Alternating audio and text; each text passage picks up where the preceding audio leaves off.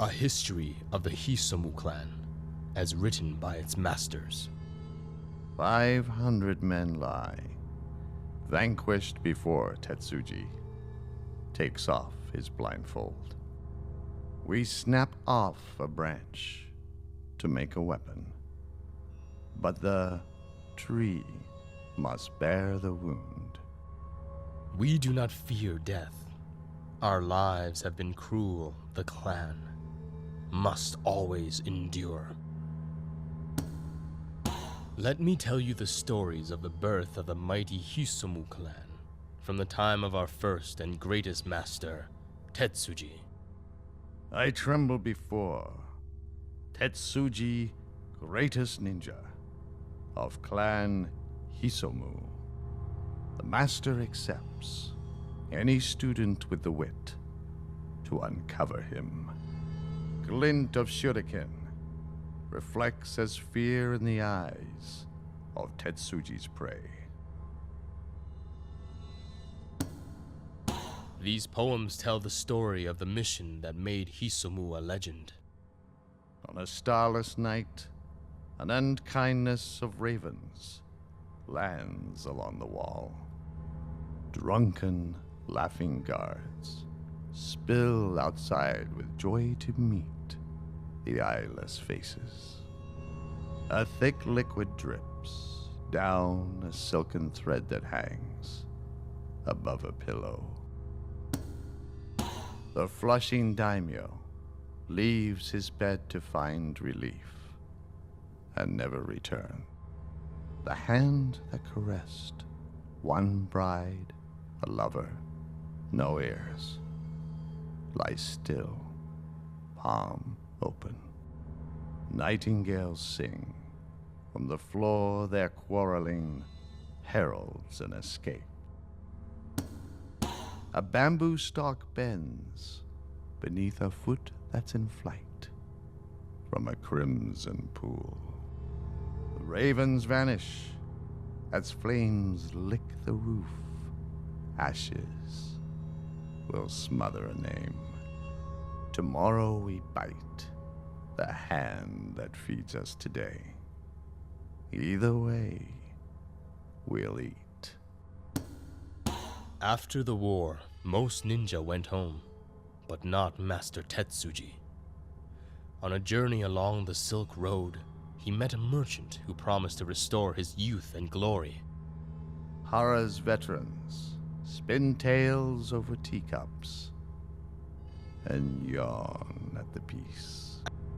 My bent walking stick, tired of old men's chatter, calls me to my feet. I do not fear death, but with the leisure of choice, it loses its charm. A ninja must never fear death, but Tetsuji refused to die. He was corrupted by a power that had no purpose. I give my last coins to an old scar-cheeked merchant. What have I to lose? Raindrops pock my skin. I am soft, scalded, and marked, and terribly strong. My eyes reveal the quiver of an eyelash on a traitor's face. Noble and mighty, or humble and meek, your fear is all that I see. My violent hunger gropes through the darkness. It craves more than I can catch. The ravens circle to usher me to my end. Soon, they will join me. After Tetsuji came the 100 years of darkness. Only when the Sumi was nearly gone did the madness stop. Under Otomo the Hungry, who wrote these poems, we bound ourselves to a code of honor. Gluttony, lust, and rage enslave us. Our appetites make us unworthy. What you did not earn, you must not take, for our theft brings out the jackals. The master lays bricks, his students are the mortar. Our castle is strong. As Japan opened to the west, we found more Sumi, but this time, we used it with honor. Today, only students, not masters, receive the mark, because we can guide them, and we can control them. Still, I wonder, do the tattoos make one mad, or simply dangerous? I see no difference between the two. My confession. This had better be good. A voice in my ear gives excuses in the tongue I do not speak. It is hot, and I am sinking. In the sand outside the fortress, I kneel. The blade in my hand shakes. I hold it to my chest, where the shame chokes me. I crave relief, but I force myself to drop the blade. I have failed. In the greenhouse, in the beds of dry dirt, the flowers are dead. I check them all and find just one petal left. A fly chews it. I crush the insect with my fingers and feel childish.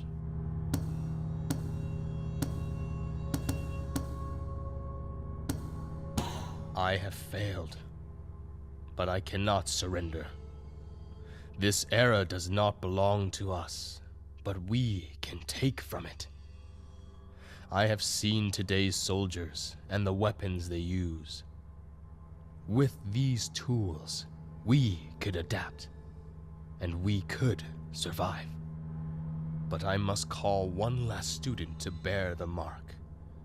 The man who should have replaced me must instead sacrifice himself for me, and for us all. When the night falls, I pick up my blade and I turn on the bandits. I kill 10, 20 before they start to flee. And then I walk outside and collapse. The shame stays in my gut, and I accept it. I rest until I have the strength to go home, to lie, and to lead. The crescent moon cuts. I sink into the ground and wish the sand away. His confession? It sounded more like a death poem. Funeral rites for the one who bears the mark. Before dawn, the ninja, or kunoichi, who bears the mark kneels in the light of their final moon. The clan has no power over them, but still they give their life to the clan. With a final prayer, they surrender to the blade. At sunrise, the pyre is erected 6 feet tall and kindled with branches from the trees of Hisomv. The body is placed on the pyre and burned.